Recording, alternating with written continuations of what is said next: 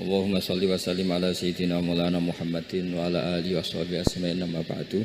Yang sangat kula hormati teman Bapak kawula Kiai Haji Masbuhin Faqih, yang terhormat Kiai Haji Robah Maksum, yang terhormat Kiai Haji DRS Abdussalam MM selaku Rektor Inkafa, semua teman-teman dosen hadirin sedanten ingkang kula hormati, mahasiswa-mahasiswi yang sangat saya hormati.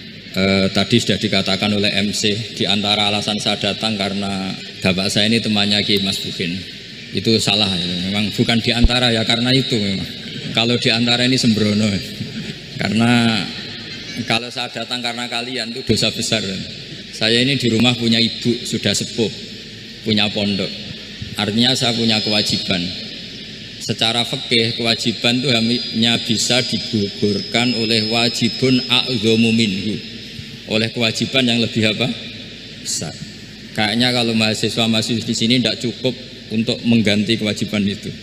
Sehingga saya berkali-kali memaklumatkan diri, yang undang saya nggak pernah sepuh itu dosa, karena menggugurkan kewajiban yang lebih apa? Besar. Jadi teorinya gampang, kalau ngundang sampean itu mesti boleh karena nggak punya kewajiban. Jadi di rumah ya nggak punya pondok, terus ibu sampean kalau sampean di rumah ya sumpek bocah kok nganggur gitu. Jadi fikih itu harus jelas. Saya ini pengagum fikih. Jadi saya di rumah punya ibu, saya ulang lagi, sepuh, butuh perhatian saya dan saudara-saudara saya punya pesantren, sehingga artinya punya kewajiban. Ini sekaligus maklumat bagi yang ingin ngundang supaya ngukur dosa ndak yang ngundang Gus itu. Bukan kebaikan atau ndak, tapi dosa apa enggak gitu. Artinya bisa menggugurkan kewajiban secara fikih itu hanya kewajiban yang lebih apa? Besar. Kayaknya ndak akan terjadi kecuali temannya bapak saya atau pernah guru-gurunya guru saya. Misalnya Lirboyo. Begini ya, ini kan abahnya Kiai Masbuhin juga namanya Faqih, gurunya juga Kiai Abdul Faqih. Saya berharap anak-anak Inkafa ini nekuni utamanya itu fikih. Fikih itu penting sekali. Kata Sayyid Ali yang Shahibu Simtid Durar itu, wabihi kiwamus syariah, yang bisa mengawal syariat itu hanya fikih. Fikih itu ya kalau yang paling gampang tentu kita misalnya punya Fathul Qorib, Fathul Mu'in, Fathul Wahab. Tapi yang faham betul, mesti faham itu ngelotok setengah hafal. Jangan bawa kitabnya tok, sementing sekian semester terus selesai. Itu sama-sama dosa, itu dosanya ya dosa, mahasiswanya juga dosa. Karena sudah terlanjur sarjana agama, ternyata nggak bisa, itu kan mendingan nggak sarjana agama. Itu saya tak cerita sama Kiai Roba, itu ada fatwa Kiai juga wali. Suatu saat ada penyanyi dangdut top terkenal di Indonesia itu nyanyi dangdut, ya penyanyi ya dai, entah itu hakikat entah majas tidak tahu. Itu Kiai itu fatwanya lucu. Kalau kamu datangi dia pas main dangdut masih saya beri izin, tapi kalau datangi dia pas pengajian itu tak larang kan santrinya jadi eskal. Ini pas pengajian dilarang, pas dangdutan kok malah dapat izin. Tapi bukan berarti halal ya, dapat izin. Dapat izin kan potensinya bisa karena dilarang lah ya tetap belerot. Terus suatu saat si santri ini setengah wali, tidak wali tapi setengah. Lama-lama itu memahami gurunya, ternyata sirinya begini. Kalau seorang penyanyi yang tidak pernah ngaji kemudian ngomong agama, itu potensinya itu fadallu wa adallu, sesat dan menyesatkan. Tapi kalau dia sedang nyanyi dangdut, penyanyinya cowok loh, sama jangan bayangkan dangdut putri, enggak itu cowok sudah tua lagi. Jadi potensi halalnya ada lah maksudnya untuk, tapi tidak alat musiknya, orangnya. Tapi kalau dia nyanyi itu paling dosanya hanya nyanyi. Saya ulang lagi, murid tadi akhirnya paham kalau datangi pengajian itu artinya ikrar kalau dia seorang dai atau seorang yang layak ngomong apa? Agama. Itu lebih bahaya karena kita santri, apalagi kita doktor atau MM, terus ngekrori orang yang nggak jelas asal usulnya. Tapi kalau nyanyi kan nyanyi saja, sehingga itu menjadi fikih. Bahaya terbesar dalam fikih adalah apa? Mengkaji fikih tidak dari ahlinya. Ya saya ulang lagi ya, mengkaji fikih tidak dari apa? Ahlinya. Nah kenapa demikian? Begini, saya beri contoh. Ilmu fikih itu tentu pertama dari Rasulullah SAW, kemudian bersanad sampai kita atau kita sampai Rasulullah. Itu ngalami sekian ijtihad yang tidak mudah. Saya beri sekian contoh. Dulu Imam Syafi'i itu sukanya sama guru yang miskin ya, karena rata-rata santri juga miskin, jadi mesti ngidolakan guru yang miskin karena sesama miskinnya harus berkoalisi. Tapi akhirnya gurunya Imam Syafi'i itu miskin sekali, namanya Muslim bin Khalid Az-Zanji itu miskin, Sufyan As-Tsauri miskin, Sufyan bin Uyainah miskin. Setelah ngaji di Medina itu Imam Malik tuh kaya. Pas itu Imam Malik sudah kaya. Setiap ketemu Imam Syafi'i dikasih uang. Sampai ketika Imam Malik itu bilang, kamu sudah alim, ilmu saya sudah habis, kamu ngaji sama yang lain. Sama siapa? Kata Imam Malik, orang yang sealim saya sudah meninggal, namanya Abu Hanifah. Tapi dia punya murid, namanya Muhammad bin Hasan Asy-Syaibani. Kamu ke sana. Terus Imam Malik datang ke Baki. Dulu Baki itu pasar rental, ya Grab lah kira-kira sekarang. Itu mengumumkan siapa kafilah yang mau ke Irak. Kita ya Imam Malik, dibayari sama Imam Malik. Ini yang antar ke Irak, ke Muhammad bin Hasan Asy-Syaibani. Imam Malik mulai ngeper, guru saya yang miskin tidak pernah nyangoni, guru-guru saya yang kaya sering nyangoni. Mulai memasalahkan kiai miskin gitu, kira-kira seperti itu, mulai masalah gitu. Setelah datang ke Irak di Muhammad bin Hasan Asy-Syaibani itu si Muhammad bin Hasan Asy-Syaibani itu kalau ngitung uang tuh di meja tamu. Jadi punya emas lantaan, punya uang, kira-kira kalau Indonesia punya rupiah, punya dolar, dihitung itu di ruang tamu. Kata Imam Syafi'i, saya dengan Imam Malik saja nggak serik, ini lebih kedonyan lagi kiai. Ngitung uang itu di ruang tamu. Terus akhirnya si Muhammad bin Hasan Asy-Syaibani ini ahlul usul, dia pakar usul. Kamu heran sama saya? Iya, kiai kok kedonyan? Dia ngomong gitu. Tapi kata Muhammad bin Hasan Asy-Syaibani, kalau kiai tidak boleh kaya, itu tak kayak wong fasik, ben gue demenan, gue mabuk.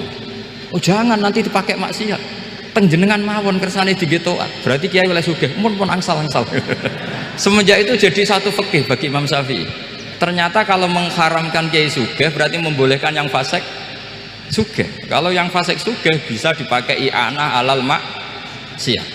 Semenjak itu mindset pikiran Imam Syafi'i rubah. Saking rubahnya sampai beliau berpendapat orang bisa beli Alphard kok beli carry itu haram. Bisa jadi bupati kayak Pak Roba kok jadi RT haram. Pokoknya gitu. Bisa keren Kak Gus Bak kok jadi orang pendengar haram. Pokoknya haram terus. Karena dalil beliau al-Islam ya'lu wala yula alaih. Coba sampean ridho misalnya jadi orang Gresik dipimpin orang yang nggak sholat, ridho ndak? Ya, atau sholat tapi nggak bisa ngaji, ridho ndak? Ketika yang bisa ngaji berpotensi jadi bupati, terus keterusan. Karena Imam Syafi'i keterusan ya umatnya keterusan. Akhirnya orang-orang Syafi'i itu politikus rata-rata. Ya, makanya sama jangan kaget sama Baruba. Kakak saya wakil bupati itu, putranya Mbah Mun ada yang wakil apa? Bener, dulu Gus Wahid ya menteri agama. Itu asal usul dari perubahan fikih, mindset, cara berpikir Imam siapa? Syafi'i. Jadi dulu itu fikih ditemukan itu jelimet, ada perdebatan. Itu tidak hanya pada level ulama, pada level Nabi pun ada perdebatan. Jadi jangan kira Nabi itu tidak debat, ya debat. Nabi itu asal seangkatan itu mesti debat, termasuk debat dengan malaikat. Jadi kalau perlu ya debat sama apa? Karena malaikat itu kan lugu itu gak iso mikir. Karena kalau malaikat iso mikir bisa jadi rektor. Nanti kasihan Pak Salam itu. Malaikat gak boleh jadi rektor. Malaikat Israel itu gak tahu etika. Jadi beliau ketika mau mencabut nyawanya Ibrahim datang, ya Ibrahim saya ini disuruh nyabut nyawa kamu. Kata Ibrahim, wah kamu itu pasti salah. Kamu tahu saya siapa? Saya ini Khalilur Rahman, kekasih Allah. Masa kekasih membunuh yang dikasih? Ini nggak benar, logika itu nggak benar. Pasti kamu salah. Karena Israel itu tidak bisa debat. Ketika ditanya, hal ra'aita khalilan yumitu khalilah? Masa kekasih membunuh yang dikasih? Saya ini Khalilur Rahman. Masa Allah mencintai saya kemudian membunuh saya? Itu logika agak benar. Nggak, keliru, kamu itu keliru. Israel akhirnya terbang lagi. Ya Allah, katanya logika saya ini salah. Karena masa kekasih membunuh yang dikasih? Karena Israel nggak pernah sekolah, nggak bisa dia jawab. Akhirnya diajarin Allah. Dah kamu bilang gini ke Ibrahim, hal ra'aita khalilan yakrahu ayyalqa khalilah. Masa kekasih tidak siap ketemu yang dikasih? Dibalik logikanya. Akhirnya datang lagi ke Israel, kata Allah begini, masa jenengan kekasihnya tidak siap ketemu yang kau kasih? Oh ya oke, mati gak apa-apa. Jadi ilmu itu ngalamin perdebatan.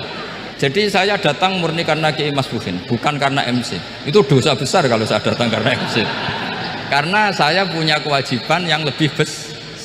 Jadi yang bisa mengalahkan adalah a'dzama minhu, yang super besar kira-kira gitu. Karena jelas ada riwayat inna min abaril birri silatar rajuli ahla wuddi abi.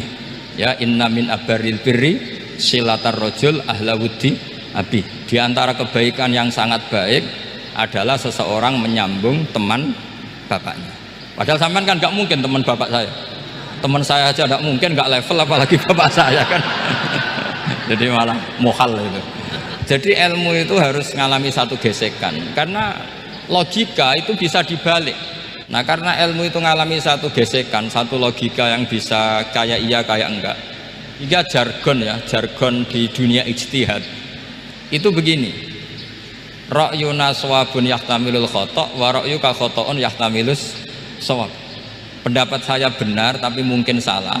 Tapi pendapat kamu taruhannya salah dulu tapi ya mungkin benar. Jadi mustahid, kalau ketemu mustahid itu lucu ngomongnya itu.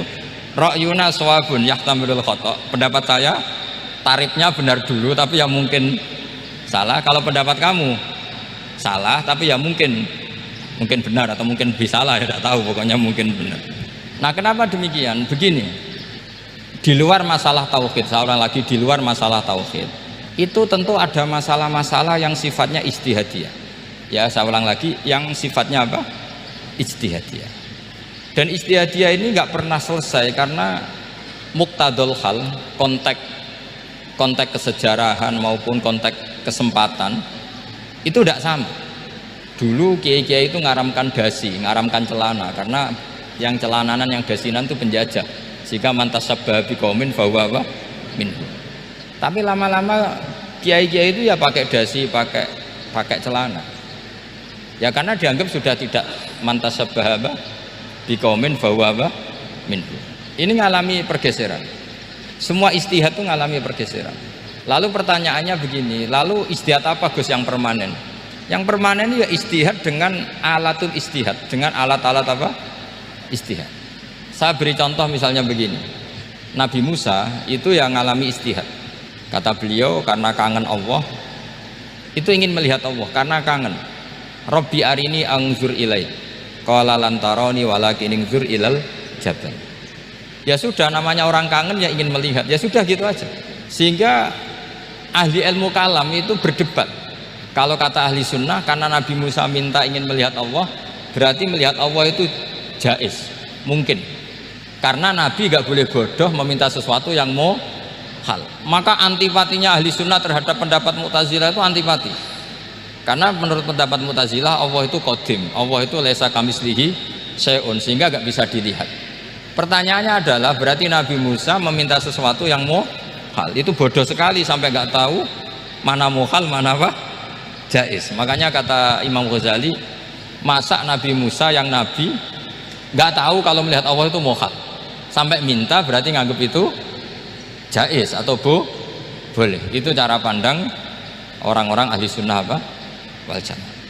Tapi tetap saja sebagian ulama itu ya balelo, yang kayak Mu'tazilah itu ya balelo, cara berpikir pokoknya itu karena kangen, bukan karena mungkin atau tidak mungkin. Jadi nggak mungkinnya tetap tidak mungkin. Terus mereka dalil la tudrikul absar wa huwa yudrikul absar. Nah sudut pandang ini akan terus. Ada seorang wali ditanya, kalau kamu di surga ingin melihat Allah apa enggak? Jawabnya enggak. Kenapa aja? Kasihan Allah. Terus kenapa aja? Unazzihu dzalikal jamala an nadzari misli. Saya tidak ridho Allah yang hebat, yang keren, kemudian sing delok di rumah aku wong gresik. Koyok gak ngergani pangeran. Sebenarnya sing delok Allah ben golongane Nabi Muhammad, Nabi Ibrahim, kowe ora usah ngilangi keren, maksudnya gitu. Jadi ada ulama itu jadi wali kalau sholat itu karena di soft belakang, tapi jangan ditiru. Itu kan nggak lazim ya, lazimnya kan afdhalus sufuf tak soful awal. Ketika ditanya kenapa kamu kalau sholat di belakang, cek GR koyok wani suwan pangeran gue ngarep, aku sungkan, berarti gue gurih lagi. Kalau sampean kan karena males, bukan karena sungkan. Jadi itu artinya rasa ya. Makanya nggak bisa, nggak ada ijtihad itu tidak mungkin karena perasaannya orang itu beda-beda. Itu Sayyid Abdul Al-Haddad itu kalau ngendikan masyhur, man da'a li dzalimin bil baqa faqad ahabba yusawwah fi ardi. Orang yang mendoakan orang fasik masih hidup, gak mati-mati, itu berarti suka kalau Allah dimaksiati di buminya. Wong fasik kelakuannya rak maksiat, nak mbok dongakno mari, itu berarti kamu ingin Allah didurakani terus menerus karena si fasik masih hidup. Tapi kalau Abdul Hasan As-Sadili cara ngendikan gini, kalimatnya persis. Man ahabba alla yusawwahu fi ardi faqad ahabba alla tadhharu maghfiratuh. Orang yang ingin dunia ini steril, gak ada maksiat, maka sama saja berkeinginan tidak melihat luasnya maghfirahnya Allah. Sama-sama wali besar, tapi cara pandang hubungannya dengan Allah seperti itu. Jadi mau tidak mau, istihad itu mau tidak mau. Makanya tidak usah dipertentangkan misalnya cara berpakaian, cara apa, yang penting sesuai aturan Islam ya sudah. Karena ini urusan rasa. Urusan apa? Rasa. Itu Syekh Hasan Basri itu sering jagungan sama Robiah Hadawiyah. Itu secara fikih salah. Tapi pas itu ulama fikih ditanya, kenapa Anda tidak komentar terhadap dua wali besar yang sering ketemu? Andai kan semua santri seperti itu akan saya halalkan, kata. Karena nggak mungkin punya nafsu. Sehingga fikih dulu memang masih asli. Kamu lihat di takrib misalnya, lelaki melihat perempuan itu nggak boleh kecuali sekian alasan. Termasuk boleh itu litaklim karena mengajar, atau lil muamalah. Lah ini yang mulai masalah. Ada warung kopi, penjaganya cantik, santri-santri ngopi, ini lil muamalah kan kasus ya. Mau disalahkan tuh ada takbirnya, mau dibenarkan ini jelas fasik kan, jelas fasik. Maksudnya sudah fasik sebelum itu ditambah itu, jadi fasiknya permanen. Nah pertanyaannya adalah, kalau kamu ngajar mbak-mbak kemudian hafal yang cantik yang enggak, itu taklim lin nazar apa nazar li taklim? Itu taklim apa modus? Makanya kalau ngopi cari bakul yang cantik, itu muamalah untuk nazar apa nazar untuk muamalah? Loh, kalau saya ngopi dengan kirobah pasti halal. Karena begini, berjalan saja bareng capek, nggak tahu itu warungnya siapa, terus berhenti ngopi, kebetulan bakulnya cantik. Nah itu mungkin halal karena kan saya tidak milih-milih, ingin ngopi kebetulan bakulnya cantik. Kalau kamu kan nggak apal daftarnya, wah itu mesti haram itu, mesti haram itu. Karena berarti kan kamu menjadikan ngopi ini modus. Gue jagani nak takok pangeran, lo kok nazar? Muamalah Gusti, muamalah. Itu mesti modus. Maka fikih itu harus dikawal oleh tasawuf. Kalau ndak, semua hukum fikih bisa diakalin. Makanya Imam Bukhari punya satu bab namanya Kitabul Khiyal, bab mengkhilaf fikih. Beliau itu antinya sama Abu Hanifah itu luar biasa. Nggak ada ulama dibenci Imam Bukhari kayak Abu Hanifah. Masyhur itu. Untungnya beliau nggak menangi Abu Hanifah. Kalau menangi geger terus ya, bisa bahsul masail terus ya. Itu Abu Hanifah itu ulama yang suka khilah. Khilah itu ngerekayasa hukum. Misalnya begini, saya ini puasa agak lemes, ujian agak lemes, apalagi kiai serapati di duit, santri beling-beling lemes ya. Apa mangan ini kan, wah poso-poso kok mangan kan gak keren. Supaya saya bisa makan dan halal, saya bisa ngajak kiai Robai ya jalan-jalan. Jalan-jalan nyari yang jarak 2 marhalah, ya sudah, terus bisa makan. Kalau ditanya Allah kok makan, musafir. Jadi bolehkah insya'us safar menciptakan pergi demi untuk supaya boleh iftar? Boleh enggak cara jenengan? Coba kok enggak boleh, alasannya apa? Kan pergi, perginya juga enggak maksiat, itu khilaf. Tapi Sayyid Muhammad, Abu Ya Sayyid Muhammad bin Alawi, Sayyid Muhammad itu membela Abu Hanifah. Artinya membela jangan semua khilaf itu diharamkan. Karena itu cara, saya ulang lagi, karena itu cara untuk mengawal bahwa hukum Allah itu luas. Karena kalau nggak ada khilaf itu ya kita kesulitan. Misalnya begini, ini penjelasannya, makanya kita harus sering mendengar. Saya itu dulu masih sangat fikih itu protes, kenapa ada poluan polisi wanita? Itu kan pekerjaan cowok ya, pekerjaan pria. Tapi setelah mendapat penjelasan dari polisi itu alasannya masuk akal, Gus. Kadang-kadang orang nakal itu menyembunyikan narkoba itu di alat wanitanya. Itu kalau semua lelaki polisi kayak jenengan itu kan masalah itu.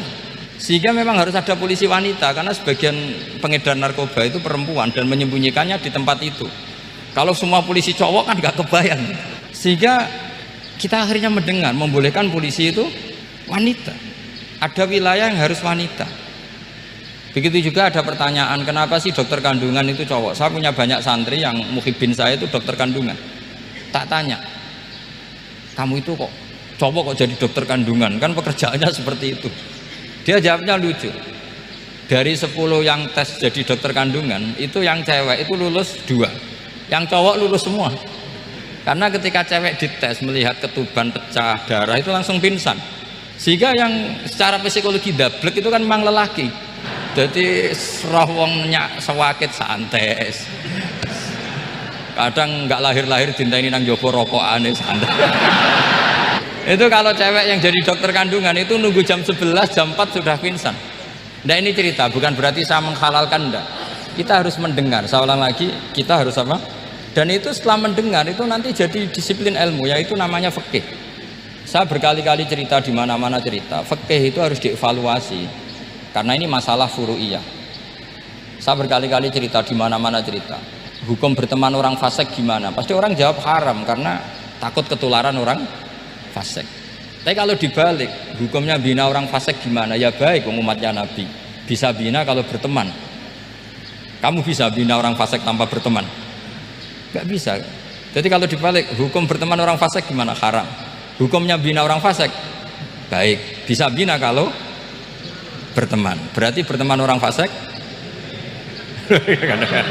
ya terus nanti pada level lapangan sih gampang. Kalau yang soleh membina yang fasik dan yang fasik ketularan yang soleh, maka ternyata baik. Kalau yang soleh ketularan fasik ya berarti ternyata buruk. Tapi kan hukum masa nunggu kenyataan, kan jadi nggak hukum. Di mana-mana hukum itu kan ada asumsi, karena ini masalah ijtihad. Nah itu yang dilakukan para ulama kita. Jadi sampean harus mengkaji fikih secara detail, karena tidak hanya kita yang khilaf. Nabi-nabi juga khilaf dalam menentukan dakwah ilallah. Wali-wali kita kayak Abdul Hasan Asyadili sama Sayyid Abdul Al-Haddad itu juga khilaf. Imam Ghazali ya khilaf. Imam Suyuti itu kalau ketemu Al-Qastolani itu saling tidak nanya, saking nggak cocoknya, masyhur itu. Jadi ulama ya ora cocok. Bedanya nak saiki perkara partai. Kalau orang dulu enggak, karena pakai asumsi karena memang susah. Ndak misalnya saya tak bedai, tak beri yang ndak misalnya ada orang rukuk kemudian ngentut, itu sholatnya batal apa enggak? Ndak, jawab saja. Ndak, orang sholat kemudian pas rukuk kentut atau kelihatan auratnya, sholatnya batal apa enggak? Batal. Lah itu kelirunya sampean, itu salah dosennya mesti itu. Pertanyaannya gini, yang dikatakan sholat itu kan aqwalun wa af'alun muftatahatun bitakbir muftatamatun bitaslim. Lalu ketika sampai rukuk apa sudah namanya sholat? Jika kamu katakan batal, namanya sholat aja belum kok sudah kamu katakan batal itu. Ya kan? Jadi kalau aku mau sholat pas rukuk ngetut, batal atau ora? Mestinya jawaban yang benar, ya ora sholat jadinya gitu. Karena kalau dikatakan sholat, definisinya harus sampai salah. Tapi kan kita nggak mungkin ngomong seperti itu, kan dianggap majnun. Padahal itu yang benar, yang punya kecerdasan. Nah makanya pertanyaannya, fikih itu ngikuti bahasa awam apa bahasa istilah? Kalau ngikuti bahasa awam ya kayak tadi, sholat kok pas rukuk kentut maka batal. Sebenarnya yang batal itu sholatnya apa rukuknya? Nah makanya terjadi perdebatan. Kalau yang pakar-pakar usuli itu salah istilah itu nggak mau. Saya ulang lagi, kalau pakar-pakar usuli itu salah istilah itu nggak mau. Terus misalnya tak beri contoh lagi, kalau imam itu sudah salam pertama itu yang rukun kan salam pertama. Berarti setelah salam pertama imam sudah keluar dari sholat apa belum? Sudah kan? Yakin? Ya sudah. Sekarang sampai tak bedai. Lalu makmum itu kesunatan langsung berdiri apa nunggu imam salam kedua? Enggak, jawab saja. Nunggu salam kedua kan? Itu kriminalnya sampai dalam suki itu. Kriminalnya begini. Berarti Anda membolehkan makmum bergantung sama orang yang sudah tidak sholat. Kata kamu setelah salam pertama dia sudah tidak sholat, berarti kamu menginstruksikan makmum berhubungan dengan orang yang sudah tidak sholat karena sudah keluar dari sholat ketika salam pertama. Kalau kamu didebat gitu gimana jawabnya? Pusing kan? Berarti robtul makmum bisolatiman sing wis laisa fi sholatin, berarti menggantungkan sholat sama orang yang sebetulnya sudah tidak sholat.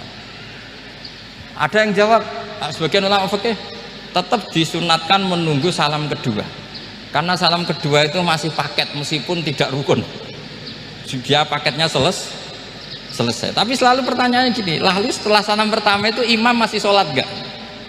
Sudah sampai pernah dijawab toh? Nah ini pentingnya bodoh, gak mikir. Jadi makanya bodoh itu barokah karena gak mikir. Jadi soalnya Rabbana ma khalaqta hadza batila. Sing bodoh ya barokah, sing pinter ya barokah. Sing ora barokah ku maksiat. Wis ora ono barokah blas. Maka kan fikih itu seperti itu. Jadi ada disiplin, di situ ada disiplin ilmu. Yang kadang kita tidak cocok. Makanya Imam Syafi'i sendiri ngendikan, kadang beliau dengan gurunya, dengan Imam Malik sampai ngarang ikhtilafu Malik. Beliau punya data yang beliau itu sedang nggak sama dengan gurunya, yaitu Imam siapa? Malik. Karena mindsetnya itu beda.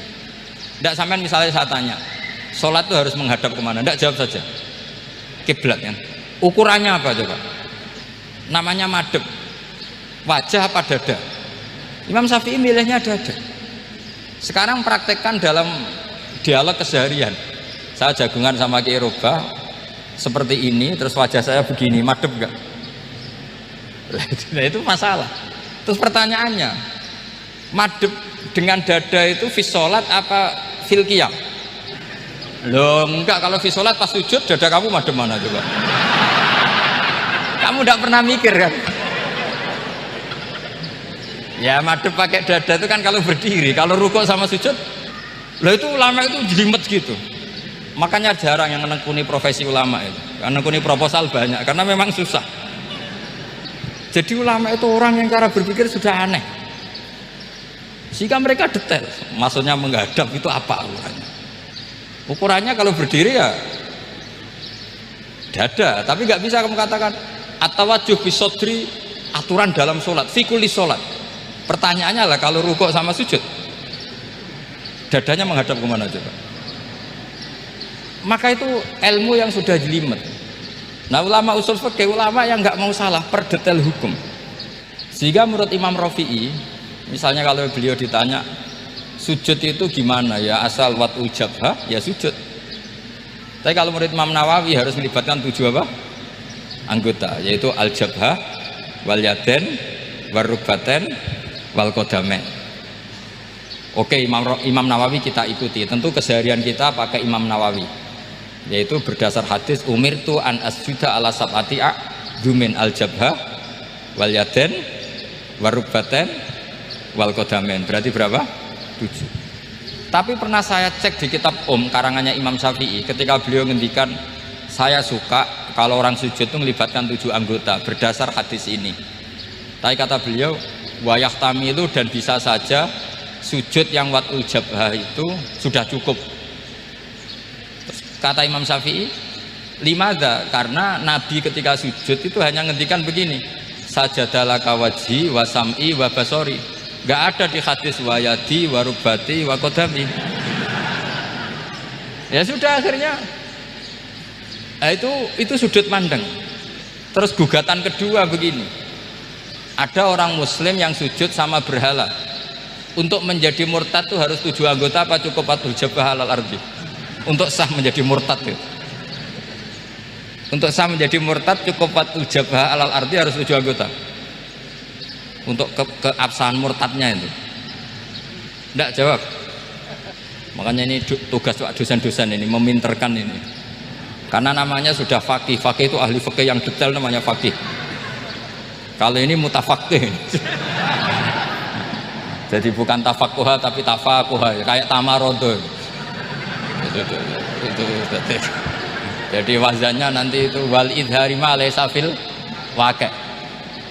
Jadi ini bukan gojlok, ini memang marah saya ini. Jadi kalau sudah pakai gelar faqih harus faqih betul. Karena ilmu fikih itu sebetulnya gampang. Sampean kalau ngaji i'anah itu kelihatan fikih itu gampang karena ada logika yang terbangun. Misalnya begini, orang kalau tawaf itu disuruh agak jauh dari Ka'bah, jangan sampai nginjak sadarwan, karena sadarwan itu pondasi itu ikut Ka'bah. Kenapa begitu? Ya jenenge ra muteri Ka'bah, ide Ka'bah. Jadi sebenarnya sederhana logikanya. Sing jenenge muter itu di luar itu kita muter. Nah kalau nginjak pondasinya namanya gak muteri Ka'bah tapi ida Ka'bah. Ya jadi sederhana, sebetulnya ya masuk akal. Jadi fikih itu tidak ada yang iskal, sebetulnya masuk akal. Tapi karena kita nekuni itu tidak serius, maka terus jadi paradok. Saya beri contoh lagi, ini sebagai penghormatan saya sama Kiai Mas Bukin, karena ini sudah namanya faqih. Kalau ada ayam jago ditabrak truk terus kejet-kejet, andai kan dibiarkan pun mesti mati karena gerakannya sudah harokatul madbuh. Terus kamu sembelih, itu halal apa enggak? Enggak jawab, ayam jago loh. Kalau kamu katakan halal, dia sudah tidak punya hayatun mustaqirroh, kehidupan yang permanen. Andai kan kamu biarkan pun 1 menit lagi meninggal. Kejet-kejet kan mau prosedur saja, maksudnya pantasnya mati yo kejet-kejet sih, tapi sebetulnya sudah pasti mati. Maka ini ada 2 ulama. Kalau kata Imam Malik tetap namanya halal karena ruhnya masih di situ, sehingga ketika kita nyembelih ya nyembelih hewan yang hidup. Yang namanya nyembelih itu pokoknya mematikan yang punya ruh, sementara saat itu rohnya masih di situ, meskipun 1 menit lagi pasti mati. Tapi kalau mazhab Syafi'i enggak, ini sudah harokatul madbuh, tidak punya hayatun mustaqir. Sehingga dalam perdebatan ulama fikih itu lucu, kadang ya gampang mangkel no. Misalnya begini, kalau ada anak lahir tidak ada amaratul hayat, nggak nangis, nggak bernafas, sunat disolati apa enggak? Siktun sing layas tahillu walayas, langsung lahir langsung mati, nggak ada amaratul hayat. Rata mikir tuh, itu tidak wajib disolati. Alasannya ya kan memang sholat alal mayit kan tidak pernah hidup.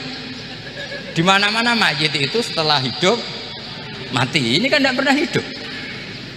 Namanya ya qit'atul lahmin, ya potongan daging itu aja enggak. Jadi kadang fikih diwaca tenan jebule mangkel no.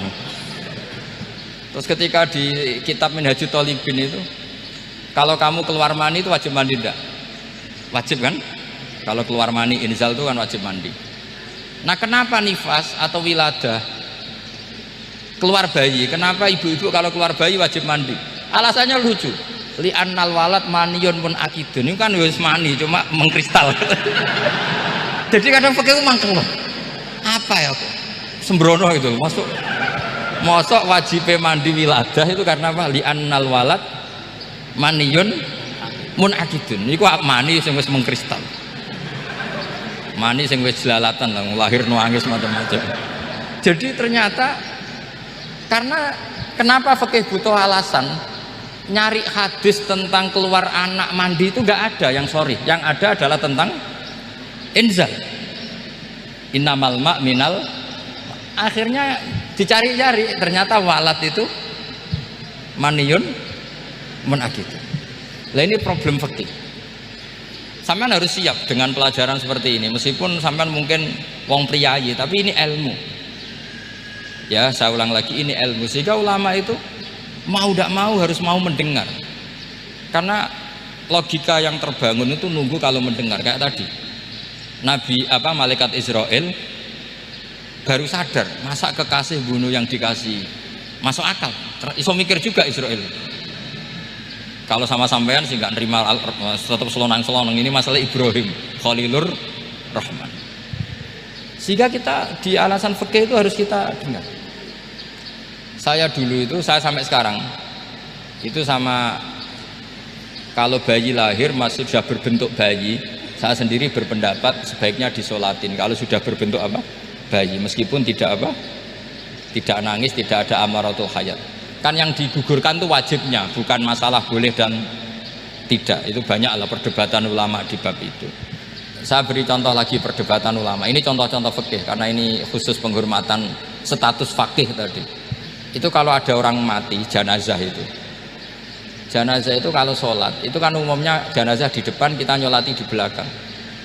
Itu yang mengatakan begitu ya tidak punya alasan, ya taunya mulai dulu begitu, di mana-mana nyolati jenazah, jenazahnya di depan. Tapi di kitab Mahali jelas diterangkan, kata kaul sa'ani tidak wajib. Alasannya ya lucu, fa innal janazah laisat bi imamin, jenazah itu tidak imam, kenapa harus di depan? Kan kacau kan. Lu coba alasannya di depan apa? Dia ada imam. Nah barokahnya fikih itu, sehingga kita melihat di Arab Saudi sekarang itu jenazah kan di belakang, tapi kita tetap nyolati apa? Mayit. Kalau di Arab Saudi musim haji itu jenazahnya di kamar mayit, tapi kita nyolati. Itu satu-satunya takbir ya tadi, fa innal janazah laisat bimanzilatil imam. Tapi jangan praktekkan, nanti dia kepaliran sesat tuh. Saya hanya cerita ilmu, jangan dipraktekkan. Kalau dipraktekkan masih jadi aliran sesat. Mono jenazah ning mburi mame kok ngarep aliran sesat. Sebetulnya bukan sesat gitu. Uji coba fikih. Ya karena tadi fa innal janazah laysat bimanzilatil. Bukti lagi kalau sampean sholat gaib. Sholat gaib ini misalnya mayitnya di Surabaya, boleh nggak sholat gaib di sini? Terus jenazahnya di belakang kamu apa depan kamu? Nah ini kan fikih itu pokoknya gitu. Makanya standar furu'iyah itu susah. Karena perdebatannya itu mirip-mirip, kayak iya, kayak tidak, kayak. Makanya dulu zaman sahabat, ada sahabat itu mencintai Rasulullah. Senengannya sowan. Bukti cinta sowan. Banyak juga yang sahabat bukti cinta Nabi itu tidak pernah sowan. Alasannya ganggu. Kenapa kamu jarang sowan Nabi? Saya sering jamaah sama Nabi, saya tidak pernah sowan. Kenapa? Ganggu. Biar Nabi kalau di rumah sama anak istrinya, saya tidak mau ganggu. Makanya saya termasuk kiai yang gak pati seneng disowani. Karena ya itu tadi. Kalau mulang seneng saya, kalau disowani biasa saya. Kalau kiai roba itu nilai, nak pernah sepuh jadi rasuan nilai. Jadi beda. Saya sering ditilii kiai sepuh. Tapi bahasanya tentu tidak sowan, tapi nopo nilai. Kalau sowan itu banyak. Ketika Rasulullah wafat, itu separuh sahabat hampir mayoritas, ya Rasulullah kita semua ingin kita dulu yang meninggal karena engkau begitu penting. Maka jangan meninggal dulu, kita yang meninggal. Kalau kita yang meninggal itu nggak apa-apa, tapi kalau engkau penting jangan meninggal. Tapi ada saja sahabat, lah tidak seperti itu. Saya suka Rasulullah meninggal dulu. Alasannya masuk akal. Biar Allah menyaksikan saya kama usaddikuhu hayyan usaddikuhu maitan. Allah biar menyaksikan saya iman kepada Nabi ketika masih hidup. Dan saya buktikan setelah mati pun, setelah meninggal pun, setelah wafat pun iman. Jadi ternyata baisnya itu supaya orang tahu bahwa iman kita kepada Nabi itu iman yang super. Jika ketika beliau sugeng ya kita iman, setelah wafat juga kita iman. Kai usaddikuhu maitan kama usaddikuhu hayyan. Supaya saya mentasdikkan beliau setelah meninggal sebagaimana kita mentasdikkan beliau saat masih hidup. Dan ternyata Allah ridho dengan perkataan sahabat itu. Kenapa Allah ridho? Karena menjadi pelajaran bagi orang-orang yang ditakdir gak menangi Rasulullah SAW. Tetap mereka iman. Jangan kayak setan itu kurang ajar betul kalau iblis itu. Masyhur itu, iblis itu nangis-nangis neng Nabi Musa. Iblis itu takutnya sama Allah itu luar biasa, sampean kalah. Iblis itu setiap ketemu malaikat karena dia ngerti alam gaib, mesti apa itu? Kama sali syaitani id qala lil insani kfur falamma kafara qala inni bari'um minka inni akhafu wa rabbal alamin. Jadi setan iblis itu paling sering bilang inni akhafu wa rabbal alamin karena iblis itu tahu surga, tahu neraka, tahu kekuasaannya Allah. Jadi takutnya sama Allah luar biasa. Makanya setiap dia mengajarkan kekafiran, setelah orang itu kafir gimana? Inni bari'um minka inni akhafu wa rabbal alamin. Saking takutnya sama Allah, suatu saat iblis ini datangi Nabi Musa karena tahu Nabi Musa itu kalimullah, orang yang bisa komunikasi langsung dengan Allah. Ya Musa ya kalim Allah, saya ini makhluk, saya takutnya sama Allah luar biasa, tolong rayukan Allah supaya nerima tobat saya. Karena dirayu terus lama-lama Nabi Musa bilang oke, tak rayukan Allah sama Allah. Karena Musa kekasihnya, ya Allah iblis itu ingin tobat, tolong dikasih hak tobat. Kata Allah oke, dia bisa tobat asal mau sujud di makamnya Nabi Adam, karena kesalahannya dia gak mau sujud sama Nabi Adam. Semenang Nabi Musa karena ada cara untuk iblis menjadi tobat. Dikasih tahu sama Nabi Musa, alhamdulillah kamu diterima tobatnya. Syaratnya apa? Sujud ke kuburannya Nabi Adam. Wah iblis ya tahu aslinya terus. Asjuduhu maitan wa qad la asjuduhu hayyan. Oh zaman urip aku ora gelem, pomene wis mati. Oh dasar setan itu. Zaman urip aku ora gelem, wis mati mbok kon sujud. Kumat maksudnya terus ya sudah terus sampai sekarang akhirnya. Kalau sekarang sudah tidak mungkin lagi karena nggak ada Nabi Musa sudah. Jadi ijtihadnya sahabat melihat wafatnya Rasulullah itu beda-beda dan ternyata semuanya diridhoni Allah. Karena ternyata yang suka Nabi wafat dulu adalah ingin supaya umat Islam tetap mencintai beliau, iman sama beliau, tasdik sama beliau, sebagaimana tasdik zaman sugeng. Makanya kita harus mencintai guru-guru kita. Uhibbuhu maitan kama uhibbuhu hayyan. Saya sampai sekarang itu ya merasa Mbah Mun itu tidak meninggal. Saya masih merasa kalau bapak saya tidak meninggal karena kita mencintai beliau-beliau ketika hidup dan ketika wafat itu sama. Karena beliau-beliau sama kita juga seperti itu. Rasulullah itu ketika mendekati wafat, ya bahasa halusnya intaqala ila rafiqil a'la. Itu Nabi kalau ngendikan tuh rileks sekali. Hayati khairun lakum wa wafati khairun lakum. Cung aku nak uripku ya apik. Engko nak aku wis kapundhut ya apik. Fa amma hayati fali asunna lakum as-sunan. Sebagian riwayat fa innakum tuhadditsuna anni wa uhadditsu ankum. Kalau saya masih hidup, saya bisa mengajarkan kamu sunnah, mengajarkan kamu tradisi-tradisi yang benar. Dan ketika aku mati, ketika aku sudah wafat, maka saya jejer Allah, kata Nabi. Saya berdampingan dengan Allah, maksudnya dekat Allah. Tentu bila kaifin walan hisor. Terus sudah fa inna amalakum, amal-amal kamu diperlihatkan ke saya. Berhubung saya sudah dekat Allah, kalau amal kamu baik, saya muji Allah. Kalau amal kamu buruk, saya langsung mintakan ampun kepada Allah. Jadi Nabi rileks sekali. Artinya saya hidup bagus karena bisa mengajarkan kamu as-sunan wa syara'i'. Kalau saya wafat karena saya dekat Allah. Kalau kamu baik, saya muji Allah. Kalau kamu buruk, saya mintakan ampun kepada guru-guru kita juga seperti itu. Justru setelah wafat, beliau-beliau punya kesempatan dekat sama Allah, dekat sama al-malail a'la, sehingga mendoakan apa? Nah, terus kata Sayyid Muhammad, wala taqulu lima yuqtalu fi sabilillahi amwat. Kamu jangan pernah berkeyakinan atau berpendapat atau berkomentar kalau orang-orang yang mati fi sabilillah adalah berstatus apa? Mati, amwat. Kalah. Terus kata Sayyid Muhammad, hadza li amatis syuhada. Ketentuan ini bagi umumnya syuhada. Artinya gini, umumnya syuhada saja tidak berstatus amwat. Apalagi hadza Rasulullah sayyidus syuhada, sayyidul anbiya, sayyidul mursalin, tentu tidak pernah berstatus amwat. Ya saya ulang lagi ya, jadi zaman cara berpikir amatus syuhada, syuhada yang umum saja berstatus hidup, tidak boleh distatuskan amwat. Apalagi Rasulullah itu sayyidus syuhada, sayyidul anbiya, maka status beliau pasti hayyun la yamut, pasti beliau itu hidup tidak. Dan karena beliau itu asfaq, sangat sayang kepada kita, sebagaimana zaman beliau hidup itu sayang kepada kita, sampai nangis-nangis minta hak syafaat, maka setelah meninggalkan pun beliau pasti sayang kita dan pasti berusaha supaya kita diampuni oleh Allah Subhanahu wa ta'ala. Sehingga ada sahabat yang tadi berpendapat, kalau saya nggak masalah Nabi wafat dulu, supaya Allah menyaksikan saya usaddiquhu maitan kama usaddiquhu hayyan. Jadi ini cerita ya, cerita sudut-sudut pandang. Jadi saya mohon kalau mengkaji fikih itu harus detail. Minimal takrib itu setengah hafal. Supaya konstruksi ilmu itu utuh. Ya saya ulang lagi, konstruksi ilmu itu. Karena ilmu itu mesti ada yang apa ya? Ya rodok setengah salah itu, tapi disalahno ora kena. Ndak sampean tak bedheki, nak pancen bener langsung tak angkat jadi rektor. Nak bener tuh. Coba rukun sholat pertama itu apa coba?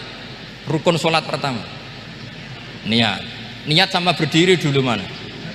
Ayo niat dulu baru berdiri, apa berdiri dulu baru niat? Berarti niat sama berdiri dulu mana? Rubah kan? Artinya kita mau bilang tartib urutannya niat, berdiri, takbir, gak bisa. Yang dikatakan niat itu apa? Qasdus syai' muqtaronan bifi'lihi. Berarti niat sama takbir harus bareng apa urutan? Bareng. Terus dengan qiyamnya urutan apa bareng? Bareng apa urutan?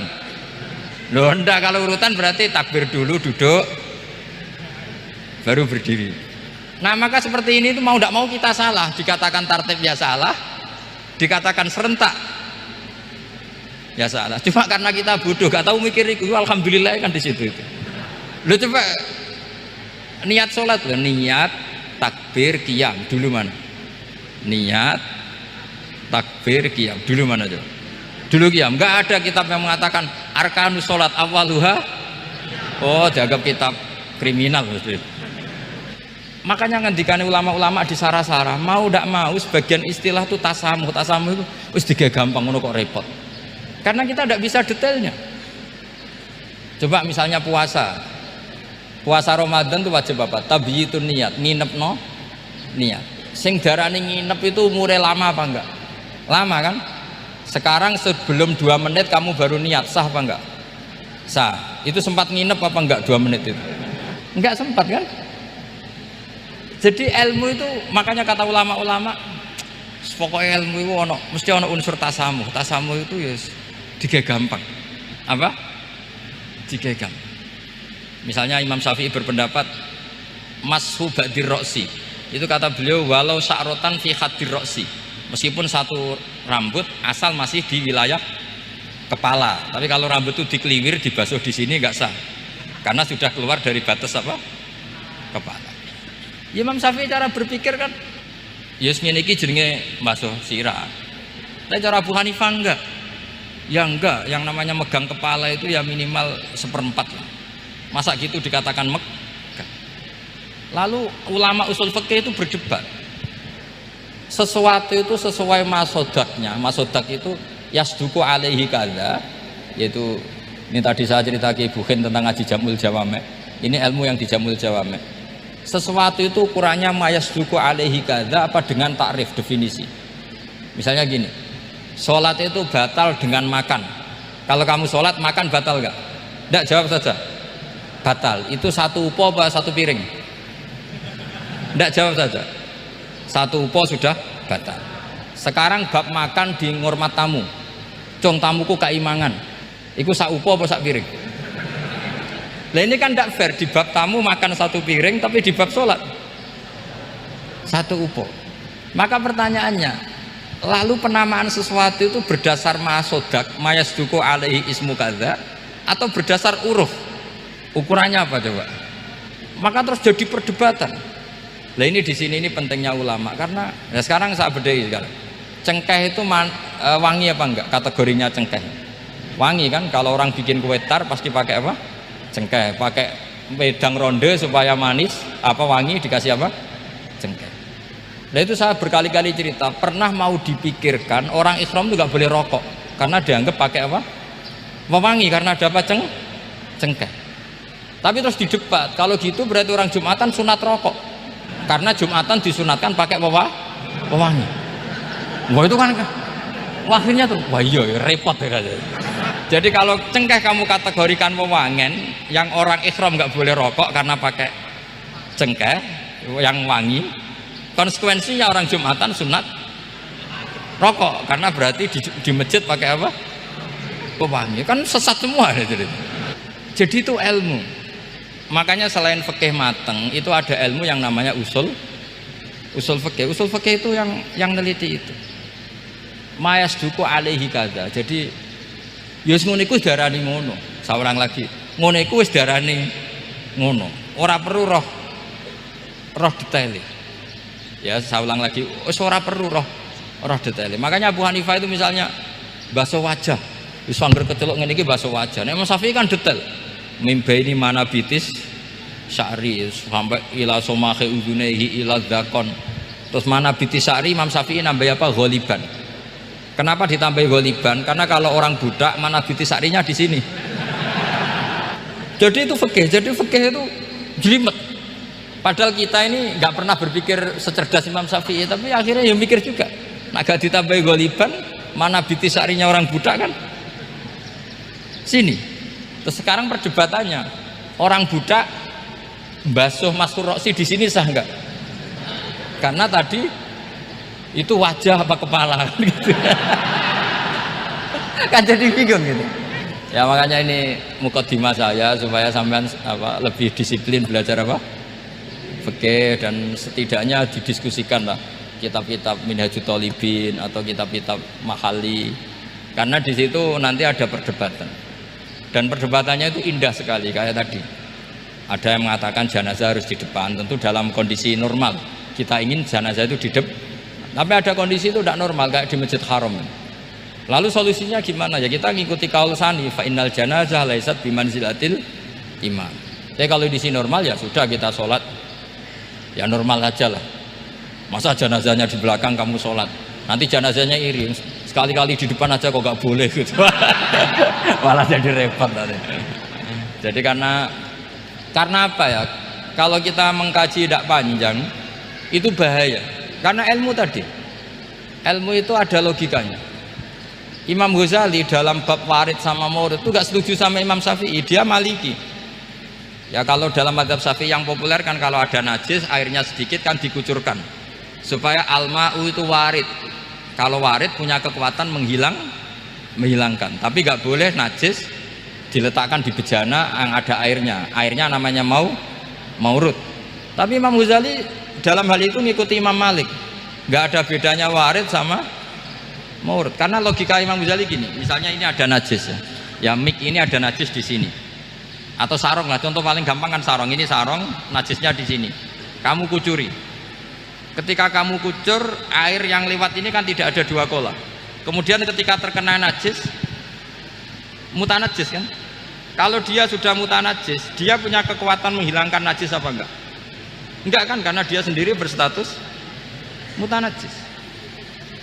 Artinya begini, meskipun ini disorno, itu bukan berarti najis gak campur.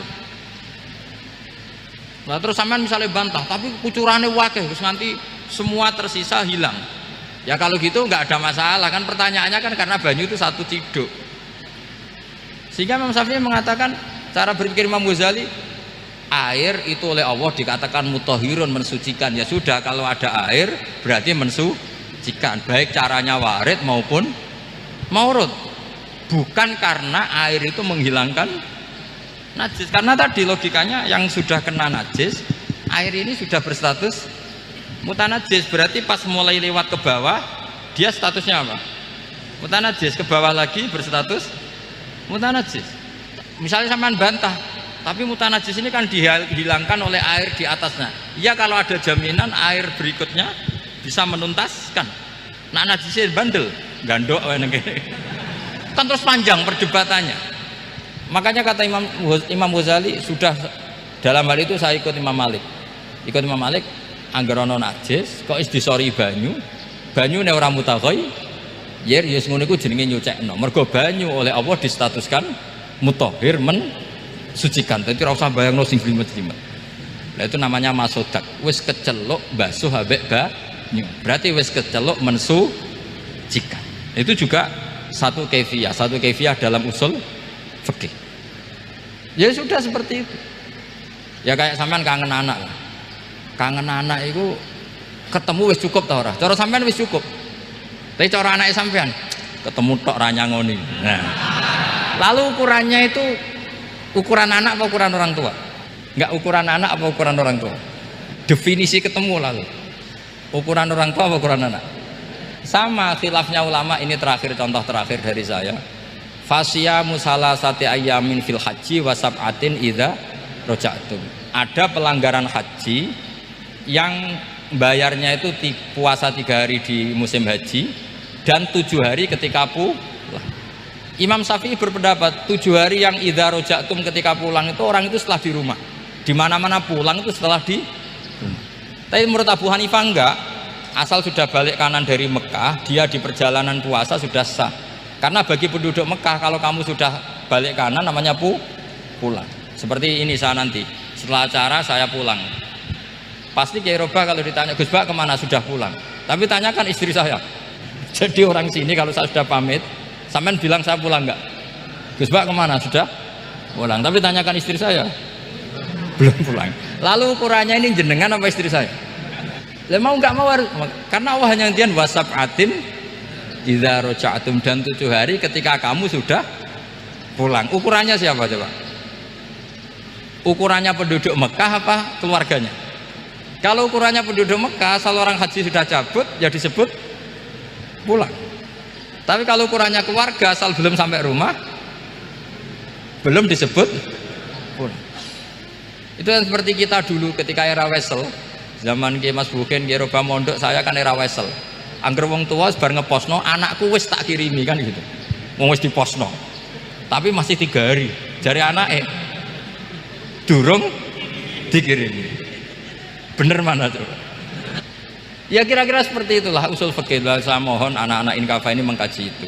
Dengan status fakih itu orang yang mutafannin, mutabakhir fil fikih. Itu baru disebut apa? Faqih. Kalau enggak namanya apa? Mutafaqih. Jadi bukan faqih tapi berpura-pura apa? Berpura-pura ahli fikih ya. Tentu sekolah ini bukan diciptakan untuk yang berpura-pura fikih, tapi memang benar-benar apa? Fakih. Ya, saya kira demikian. Mohon maaf. Assalamualaikum warahmatullahi wabarakatuh.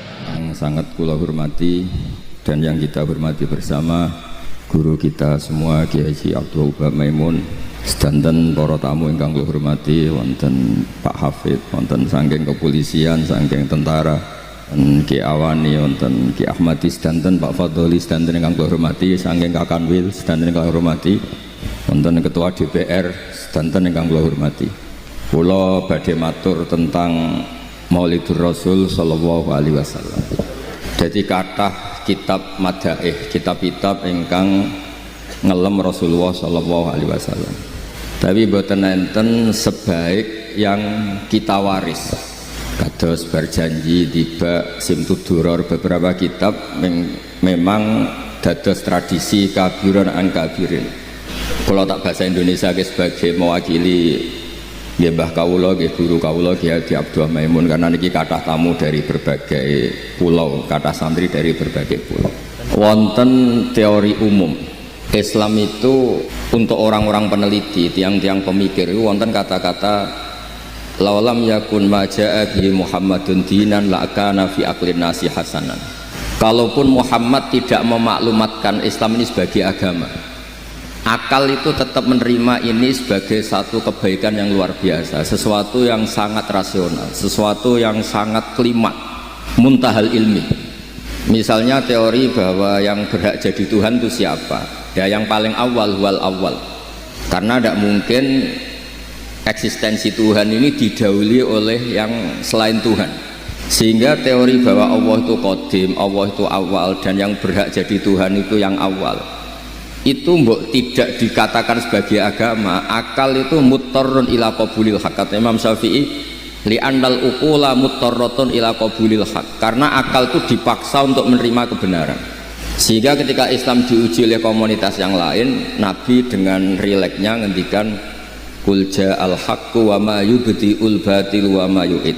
Hak itu datang dan sesuatu yang batil itu tidak pernah bisa memulai dirinya. Wa ma yubdi'ul batil, memulai saja tidak bisa, karena memang nggak pernah wujud sebagai eksistensi yang real. Misalnya uluhiyatu Fir'aun, uluhiyatu Namrud, termasuk uluhiyatu Isa, itu sesuatu yang nggak pernah nyata, sehingga tidak pernah wujud. Sebab niki kalau cerita hebatnya Mbah Maimun, Mbah Mun sangat mencintai Kiai asmane Mbah Mahfud At-Turmusi. Kalau nate hormat acara nipun bau bab teng mriki Khalil Said Muhammad niku terakhir yai nyambut teng mriki cerita keramate Syekh Mahfud At-Turmusi. Syekh Mahfud niku gurunipun Mbah Hasyim. Nak sanad sarang nggih misale Mbah Maimun, Mbah Zubair, Ki Fakih Mas Kumambang niku nate ngaos Ki Mahfud. Syekh Mahfud niki muridipun Said Abi Bakar Sato. Syekh Mahfud itu cerita tentang kitab Nailul Ma'mul, tentang Kitabul Illah. Nailul Ma'mul itu kitab kesayangannya Mbah Sahal. Ketika Ki Sahal ngaos Mbah Zubair, niki cerita tentang santri-santri mriki. Ketika Mbah Sahal ngaji kepada Mbah Zubair, ngaji Lubul Usul, niku sambil ngaji mentakriri, kemudian lahir karangan beliau jenenge Thariqatul Husul. Thariqatul Husul nyarai Lubul Usul. Beliau cerita bahwa makhot kitab itu dari kitab Nailul Ma'mul, karanganipun Syekh Mahfud At-Turmusi. Niku luar biasa. Syekh Mahfud itu cerita, nggak ada orang sebaik ulama, nggak ada rasionalitas sebaik ulama, bahkan bisa ngalahkan malaikat.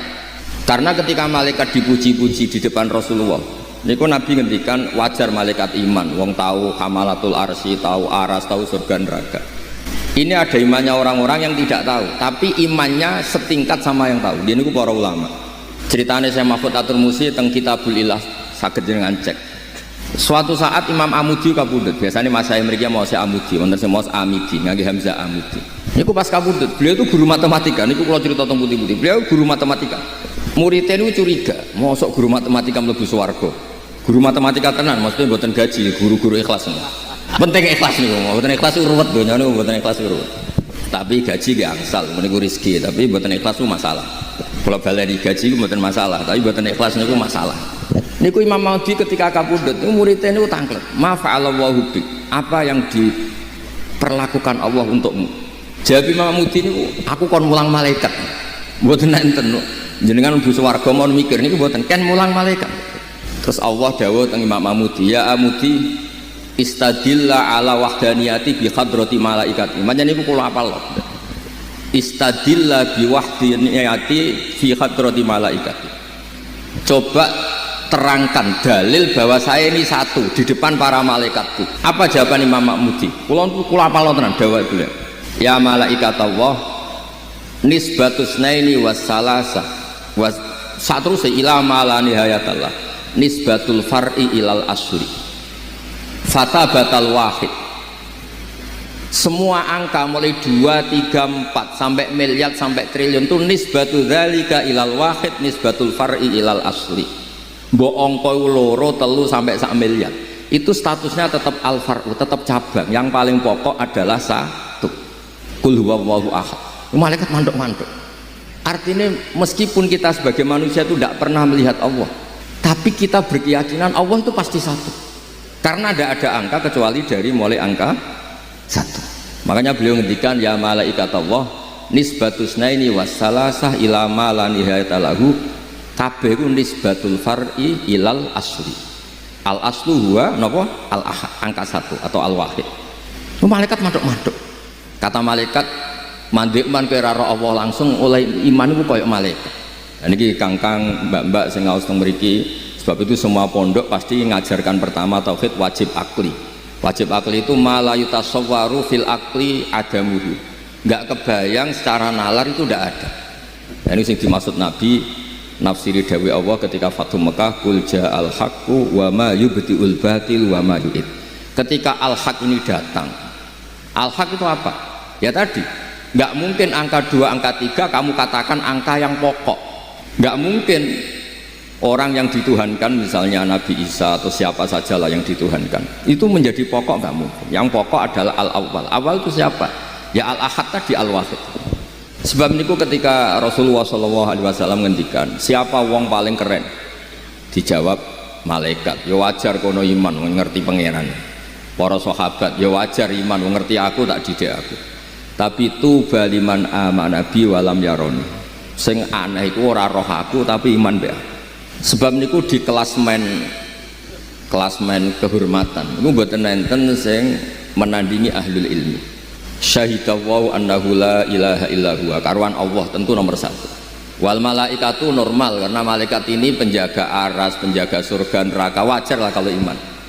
Terus wa ulul ilmi qaimam bil qisti, dan ulul ilmi orang yang punya ilmu. Karena ketika kita berlogika tauhid kayak tadi, apa angka paling induk? Ya angka 1. Lan riyen kula ngaos kalian Mbah Maimun ngaos Al Husnul Hamidah, kitab pelajaran dua aliyah.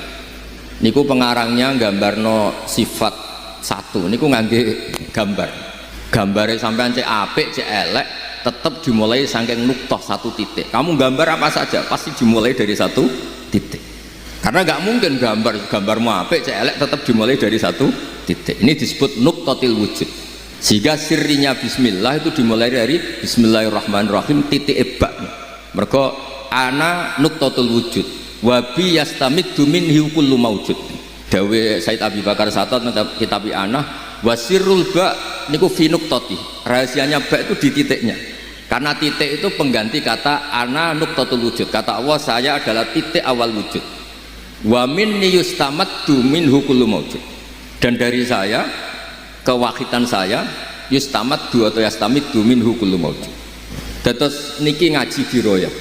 Kamu akan yakin seyakin-yakinnya imanuka la yuzalziluhu azzalazil. Iman Anda tidak akan terguncang apapun ketika sudah diroyahnya mantap. Yaitu tadi nisbatus naini wassalasah wal arba'ah ila ma la nihayatallah nisbatul far'i ilal asli fasabatal wahidul ahad. Kata Imam Amudi niku Allah senengnya bukan main, karena tidak gampang mengimankan manusia sebanyak ini yang butuh duit, butuh macam-macam, butuh pangkat, butuh macam-macam, kemudian disuruh iman dengan sesuatu yang gak ketok. Jadi niku Allah, tapi tetap cara iman koyok musyahad kados ro'a bi'ini roksi. Jadi disebut alladzina yu'minuna bil ghaibi. Kayak apa hebatnya kita? Enggak ngerti langsung, tapi iman kita setara malaikat. sama-sama tidak bisa digoyah. Dan itu sing makome pun yusab gitu wa alladziina amanu bil qauli sabit fil hayatid dunya fil akhirah. Ma huwa sabit. Sabit itu sesuatu yang nyata, yang pakem, yang enggak bisa enggak. Itu cara ulama disebut wajib napa? Akli. Ma la yutasawwaru fil akli adam. Orang enggak bisa bayangkan kalau hadil makhluqat khalaqahal adam. Enggak mungkin makhlukat yang sudah maujudah kemudian penciptanya adalah adamiyah, sesuatu yang enggak ada. Karena agak ketemu akal. Misalnya ada teori al-adamu yakhluqu maujudan, sesuatu yang enggak ada itu menciptakan yang maujud, itu tidak bisa.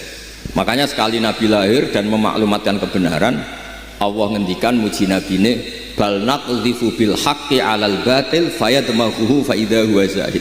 Kamu tidak usah khawatir, hak dan batil itu bertarung, pasti menang hak. Karena hak ini al-haqqus sabit.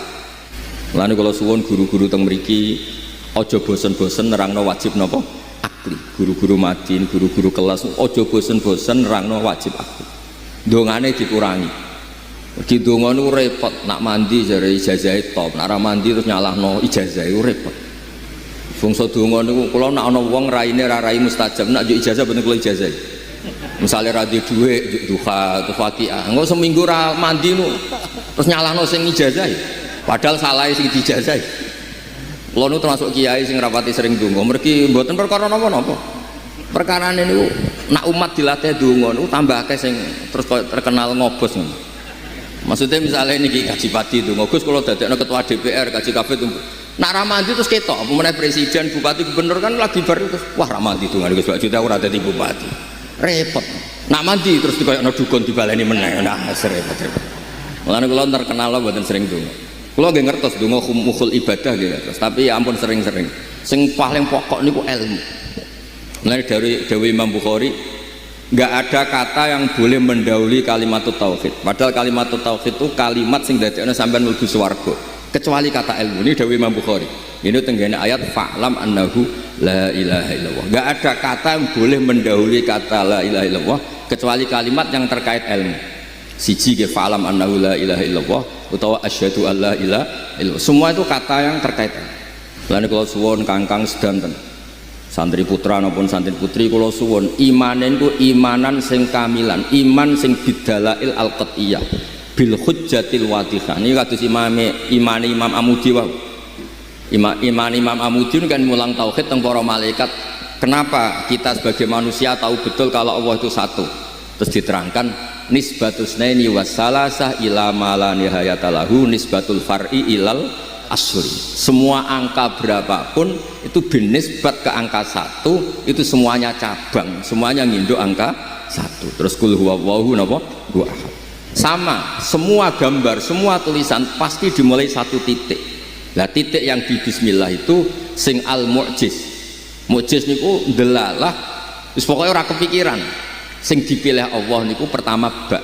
Mergo dawuh Imam Nawawi, Syekh Nawawi bi kana makana wa bi yakunu mayakun. Ba niki singkatan saking karena saya, karena Allah semuanya menjadi ada, dan karena Allah pula yang belum ada suatu saat ada. Semua itu bergantung sama nuktotil wujud. Ini ku Allah Subhanahu wa ta'ala. Nah ini jenis iman diroya. Lah kula suwun kangkang sing ngaos teng mriki iman sampai diroya. Sebab nak iman ngantos diroya ku kepenak. Mulane kula nate matur teng ngarepe para hadirin kathah wonten kenapa orang kalau mau mati itu tidak disuruh doa sama Nabi. Mok kon muni Allah Allah mangkana akhiru kalami la ilaha illallah dakhalal jannah. Mergo nak donga terus kepikiran mandi ta ora. Akhirnya be Allah ora untuk curiga. Tapi nak sampean muni Allah Allah cek mandi ra mandi pokoke pangeran tetep jenengan Gusti. Pun niku pun final. Mboten penting kula mlebu swarga ta mlebu neraka, tapi yang jelas tetep pangeran jenengan. Mergo sekali donga mesti pikiran ngene mandi ta ora, aku uripku ya bulat terus ruwet lah. Pokoke bangsa donga niku ruwet. Ning bab tauhid maksudnya. Ning bab napa? Mboten angsal ning la ilaha illallah nggih mugi-mugi bener nggih kalimat la ilaha illallah kafir sampean kalimat mboten mugi-mugi. Pokoke ampun iman niku tu yusabbitu waladina amanu bil qaulis sabit. Niki penting, kersane iman niku benten. Donga niku karep. Ya jenenge karep. Mulane Imam Ghazali ketika pertama muqaddimah Ihya teng Fadhailut Ta'allum, Fadilati Ta'lim wa Ta'allum niku. Beliau cerita Rasulullah niku pun teng pintu masjid. Kemudian melihat satu kelompok sahabat yang berdoa yad'un wa yas'aluna Allah. Yang satu kelompok yu'allimunal halal wal haram. Nabi sempat berdiri, sempat gamang, terus kata Rasulullah, amma haula fayatuna wa ta'ala insya'a a'tahum wa insya'a mana'ahum. Itu mereka itu orang-orang yang berdoa, kalau Allah berkehendak ya ngasih, kalau enggak ya enggak. Terus kelompok yang satu yu'allimunal halal wal haram, mereka mengajarkan halal dan haram. Wa innama bu'istu mu'alliman, dan saya ditugaskan jadi nabi sebagai pengajar. Artinya Nabi famala ilaihim, kemudian Nabi ikut bergabung sing napa mulang. Mboten kok terus sampean ra donga nggih mboten donga mboten napa. Tapi nak ngobos aja protes pangeran niku mau pesen kula mboten napa-napa. Donga kados Said Abdul Haddad mandi dalil iftikor, bukti nak kula butuh teng jenengan. Tapi yang mendesak teng zaman akhir itu kemampuan ilmu, kemampuan mengelola ilmu.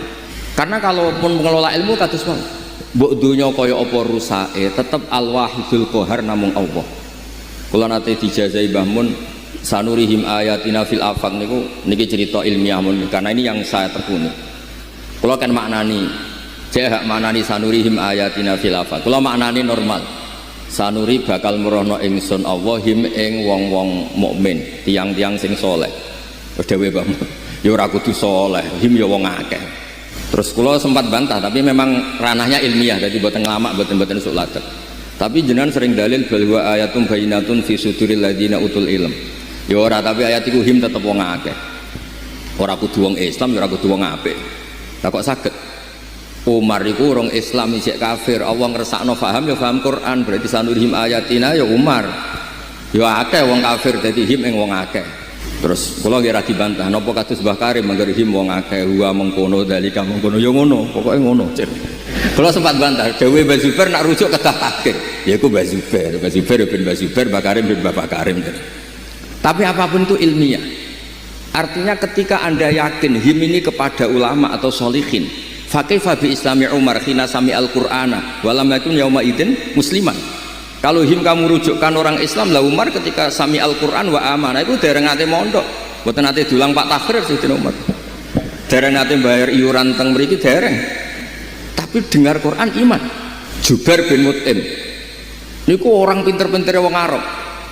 Jubair itu delegasi orang Arab untuk membebaskan Asra Badrin. Kafir. Rawuh teng Madinah dalah Nabi pas mau surat Wattur wa kitabim mastur fi raqim mansur. Dengar diantaranya Nabi sampai ayat am khuliqu min ghairi syai'in. Masa manusia yang maujud ini diciptakan tanpa asal usul. Niku dawuh Jubair bin Mut'im faka'an nama sudi qalbi. Sebagian riwayat kada qalbi ayatiro, hampir hatiku terbang.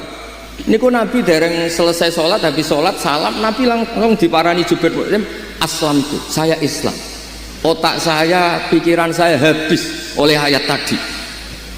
Gini ayat tadi kan jelas am khuliqu min ghairi syai'in, masa alam raya yang maujud ini diciptakan tanpa sesuatu sing napa maujud. Terus pokoknya terus logikanya itu di cara Jawa diaduk-aduk sampai akhirnya ngerti al-haq huwal Islam atau al-Islam huwal haq. Niku nggih dereng Islam nggih dereng nate mondok. Nah dari sekian peristiwa niku ketok alim alamae Mbah Maimun. Dadi dawuh Mbah Mun him ing wong akeh napa him ing ayatina. Dadi sampean di guru sing sok tahqiq anut maknane model dua utai mengkono iku lahu kedhe mengkono wa dalika mengkono mengkono. Niku critane dhewe bapak Mbak Karim nak ngrujukno aku mengkono. Mbak Zubair kudu tahqiq. Lah maksudnya kula niku bejo, sedanten santri sarang bejo. Nah kepengen tahqiq anut Mbak Zubair, kepengen rileks tapi ya bener Mbak Karim. Terus Kirian itu terkenal, mas saya sarang nak gejolokan kalian mas saya Lirboyo niku. Ilmu iku hewan yang gesit. Nak rabuk cancang ucul. Mulane santri-santri Jawa Timur kola ngendikan dimaknani. Kola dimaknani kultu dawuh ingsun dimaknani. Nah santri sarang mboten, sing bebo ora dimaknani, ra iso lah ra dimaknani, mergo kok darani goblok. Soleh, ibu-ibu pinter. Dewe bangun aku getun hak fatwa, santri agar khusuk mesti goblok. Nak beling ku pinter. Terus sing goblok lah ibu-ibu beling dan darani pinter. Niku cek elektrione bangun terkenal ya. Dhisik santri agar khusuk niku mesti goblok. Angger beling pinter, saiki do beling ben darani pinter. Padahal jebule goblok lan niku pun masyhur bangun ketika zada khusyuan zada napa? Jalan. Ana santri jamaah terus kok ngarep bangun ditakoki. Mesti kira seneng mutolaah. Mulane jamaah terus wah ya Kadang-kadang madzhab manhaj Mbah Mun ya rada unik. Mergo nek sing sering mutolaah ae pancen ya ngerti fadilah salat nggo guri barang ya ngerti. Intine niku terus mas saya sarang ngendikan, nggih Mbah. Sapi utawi kidang utawi buruan nak kecekel terus dicancang kakean nggih mati. Sampeyan di wedhus ben ra ucul, gulune mbok cancang, sikile mbok cancang, mripate mbok lakban niku ora situ. Mati akal. Jadi intine ku saling melengkapi. Sing mas saya sarang kowe duwe berburu kijang, setelah ketangkep kamu lepas. Ya hilang tenan. Kados santri sarang sing rapati pinter gak dimaknani barang mulai sering diamu ibojo ape ngorek ora iso. Tapi nek santri Nirboyo sakit mergo maknane napa? Bek. Tapi nek kebek kan kejiret mati. Nah sampean niku ya benal hayat wa maut ngoten mau sok urip ya rada mati rada urip ngoten mawon. Terus kula niku alhamdulillah ngaji niku khatam sanget. Kula ngaos Mbah Mun nggih lami, ngaos Mbah Ubab nggih lami. Terus kula riyen nak ngaos sorogan. Mulane kula suwun santri-santri sakniki nak wonten kanca sing alim atau guru ngaji sorogan ben qara'tu ala syekh. Pentingnya qara'tu ala syekh itu Anda baca, Anda mandiri, Anda benar atau salah itu mandiri. Lah nak ngaji ngrungokno niku ora modal nih. Mosok khinjir dimaknani celing mergo celeng ndekne wong Batak. Wis ribet.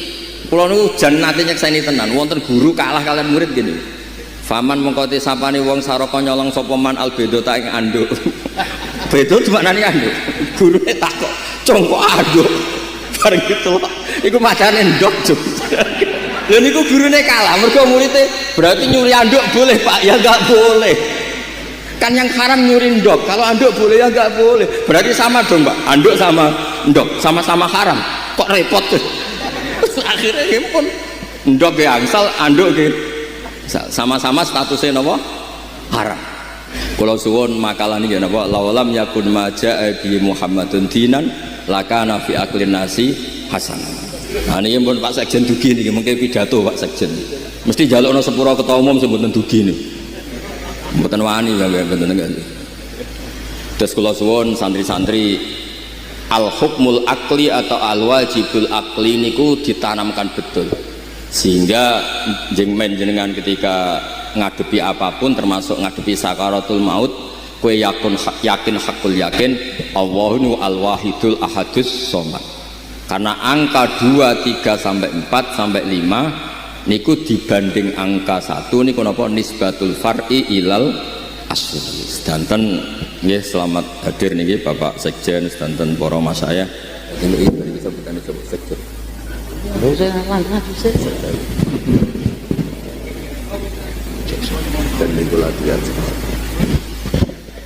Ya kalau terusakan gitu, marhaban Pak Sekjen rawuh. Terus kalau suwon santri-santri itu cara mengkaji ilmu itu sampai logika itu terbangun. Sebab itu pesannya mas saya sarang qaddimid dirayah ala riwayah. Misalnya begini, Anda yakin hakul yakin kan kalau kita masuk surga itu karena fadlullah. Kita yakin kan masuk surga itu karena fadlnya Allah. Misalnya ada riwayat la yadkhula ahadukum al jannata bi amalikum qalu wala anta ya Rasulullah qala wala ana illa ayataghammadani Allah bi rahmatih. Oke, kita sepakat kalau masuk surga karena fadlnya Allah bukan karena amal. Lalu orang-orang soleh itu kadang merasa rugi, wah tak rewangi tahajud witir jebule di swarga krana fadl. Kadang-kadang koyok egois ben ngamali diregani. Tapi ketika ada diroyah, ada kajian dari riwayat tadi. Saya ulang lagi, ada diroyah itu kajian riwayat. Ada cerita, suatu saat ada orang sing ya'buduwa khamsami'ati sanatin. Nyembah Allah itu sampai 500 tahun, era dulu zaman orang Bani Israel. Kemudian dia masuk surga, sama Allah ditanya, "Kamu tahu kenapa Anda masuk surga?" "Tahu ya Allah, karena saya menyembah Engkau dan lam ya'asika, saya tidak pernah maksiat ke Engkau torfata ini, saya tidak pernah maksiat." Terus kata Allah, "Ya sudah kamu masuk surga 500 tahun." Loh kenapa Gusti? Katanya surga selamanya. Ya karena kata kamu karena amal kamu 500 tahun ya surganya 500 tahun, fair kan? Ya jangan Gusti, saya ingin surga selamanya. Yang selamanya itu fadlku rahmatku, amal kamu terbatas. Ya sudah Gusti, fadl jenengan kan? Itu diroyah, setelah dikaji itu kepenak. Iddah juga sama. Iddah itu libaro atir rahmi, ada kepastian rahim itu tidak tercampuri oleh mani orang lain. Jika ada iddah, misalnya kalau haid 3 kali masa suci, kalau hamil watul hamil. Tapi kalau kamu kaji ilmiah itu kepenak. Misalnya kayak rabi wong rondo cek sapa wae, ora mbok idah sik. Jebule lahir, mbok weling kriting welek wireng playon. Ngrumat tahunan jebule anake wong mangkel kan. Bare kaya ana idah ana kepastian, rondo sing mbok rumat ku ora. Sok ben nek dhe anak ku ora anakmu. Nah misalnya ra ana idah, wis duwe anak raine ra mirip kon mangane wakeh mbuling sekolah ra tau munggah. Ngundang kowe bapak loro yakin loro.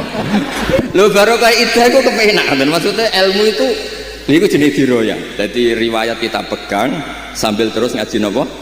Ad-diroya. Nah tapi nak sampean kok ora ngaji ad-diroya ku repot. Makanya kalau setuju Mas saya sarang damel satu konsensus fatwa napa qadimid diroya alar riwayat. Jadi kados wau kenapa akhir hayat itu justru mbek Nabi mboten disuruh doa, kan muni Allah Allah Allah Allah. Mergi nak sampean donga mesti terbersit mandi ta ora, engko terus piye. Tapi nak muni Allah Allah Allahu Rabbi au Rabbi, tidak ada kekuatan apapun yang bisa membatalkan status hukum Allahu Rabbi, karena ini wal baqiyatus sholihat kalimatu haqqin aliyah nahya wa aliyah namut. Ini kalimat hak, nggak ada malaikat yang bisa membatalkan Allahu Rabbi, semuanya pasti tunduk sama Allahu Rabbi. Nah itu jenis diroya. Nah kenapa tidak la ilaha illallah padahal riwayatnya mangkana akhiru kalamihi la ilaha dakhalal jannah. Kenapa kiai Jawa hanya melatih Allah Allah? Kula nate tanglet kalian kiai alim. Jawabe unik. Mergo iku hak wong nek ape mati iku ora mesti tok. Ngok la ilaha terus dada malah repot kabeh. Wis nek muni Allah ora misale keliru muni A kan lumayan, daripada la ilaha ra tutuk mendingan muni A ya. Apapun itu jenis diroya. Makanya terus kiai Jawa modifikasi nak ra kuat la ilaha illallah namung napa Allah Allah Allah. Karena ini mboten enten resiko la ilaha terus napa mati. Apapun itu pentinglah diroya nih, karena setelah diroya itu sesuatu terus logis. Dan agama ini di kaum ya'qilun, di kaum yatafakkarun. Sehingga Nabi ngendikan kul ja'al haqqu wa ma yubdi'ul batilu wa ma yu'id. Jadi ketika hak itu datang, maka sebetulnya barang batil itu tidak pernah memulai dirinya. Nggak pernah ada cerita kalau angka 2 itu mendahului angka 1. Nggak pernah ada cerita kalau angka 3 mendahului angka 1. Begitupun Allah itu al-wahid. Pasti angka ini al-wahid adalah al-qadim, pasti al-awwal, pasti yang pertama. Nah, kalau suwon imane jenengan sebagai ahlul ilmi iman sing bil ilmi, sehingga melebet teng ayat syahidallahu annahu la ilaha illa huwa wal malaikatu wal ilmi qaimam bil qist. Ya ngoten mawon. Assalamualaikum warahmatullahi wabarakatuh. Oke baiklah teman-teman, jadi itulah reaction ngaji kita bersama dengan Kiai Haji Bahauddin Nur Salim atau Gus Baha, di mana Gus Baha kali ini mengaji mengenai mengapa malaikat belajar tauhid ke manusia, yaitu kisah Imam Amudi dan logika fikih Unkafa. Lalu ada rahasia menjadi ahli fikih dan alasan hebat kenapa ulama lebih keren dari malaikat. Lalu ada Gus Baha gojlok mahasiswa Inkafa, kenapa orang alim harus kaya, dan logika ijtihad yang tak terbantahkan.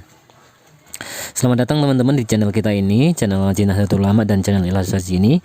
Video kali ini merupakan rekaman reaction dan rangkuman ngaji bersama dengan Kiai Haji Bahauddin Nur Salim atau Gus Baha dalam acara spesial bersama Kiai Haji Masbuhin Faqih di Unkafa Gresik. Gus Baha membedah secara mendalam mengapa ilmu fikih adalah pengawal Al-Quran dan bagaimana logika tauhid Imam Amudi membuat para malaikat pun harus belajar kepadanya. Simak penjelasan cerdas dan lucu khas Gus Baha mengenai ijtihad, kekayaan ulama, hingga rahasia doa yang sering disalahpahami. Nah teman-teman, poin-poin penting pada ngaji kali ini, yang pertama bagian logika fikih dan ijtihad. Ini live di Universitas Unkafa Gresik. Mengapa ijtihad itu penting dan bagaimana logika hukum Islam menjaga kemaslahatan umat. Lalu alasan ulama harus kaya. Gus Baha menceritakan perubahan pandangan Imam Syafi'i agar harta tidak dikuasai oleh orang fasik. Kemudian seni merekayasa hukum atau khilah, penjelasan menarik tentang polwan dan cara menjaga agar hukum Allah tetap luas dan tidak kaku atau dinamis. Lalu debat fikih Nabi dan malaikat, kisah unik Nabi Ibrahim alaihissalam saat akan dicabut nyawanya oleh malaikat Israel. Lalu ada Kiai Fakih versus Mutafakih. Pentingnya detail dalam belajar agar tidak sekadar pura-pura ahli fikih saja. Lalu di bagian 2 ada kisah Imam Amudi dan rahasia tauhid. Imam Amudi dan malaikat, mengapa Allah memerintahkan malaikat belajar tauhid melalui logika matematika kepada manusia, yaitu kepada Imam Amudi. Lalu ada hebatnya ulama versus malaikat. Penjelasan Syekh Mahfud At-Tarmasi tentang keimanan tanpa melihat langsung surga dan neraka. Lalu ada logika berdoa, mengapa kita tidak boleh mendikte Allah dalam berdoa. Pahami konsep mujib dan kekuasaan Allah. Lalu ada wasiat akhir hayat, tips ringan namun krusial saat mentalkin orang yang hendak meninggal dunia. Lalu ada fadl Allah dan versus amal. Alasan logis mengapa kita masuk surga itu karena anugerah Allah, karena fadlnya Allah, bukan sekadar hitungan amal yang terbatas kita saja. Kajian ini mengajarkan kita bahwa beragama harus menggunakan akal dan logika yang sehat agar tidak terjebak dalam fanatisme buta. Semoga rangkuman ngaji Gus Bah kali ini bermanfaat dan membawa berkah bagi kita semua. Dukung channel ini dengan cara subscribe untuk update ngaji Gus Bah terbaru, like jika video ini memberikan insight baru untuk Anda, komen kutipan quotes mana yang paling menyentuh hati teman-teman hari ini, dan kita doakan bareng-bareng semoga Gus Bah senantiasa sehat, panjang umur, diberkahi kesempatan untuk terus-menerus memberikan keilmuannya kepada kita semua, dan semoga kita senantiasa bisa diberikan oleh Allah untuk terus-menerus diberkahi rezeki yang berlimpah dan bisa istiqomah ngaji bersama dengan Gus Bah. Amin amin ya rabbal alamin. Itu saja teman-teman, terima kasih, mohon maaf banyak kesalahan. Wassalamualaikum warahmatullahi wabarakatuh.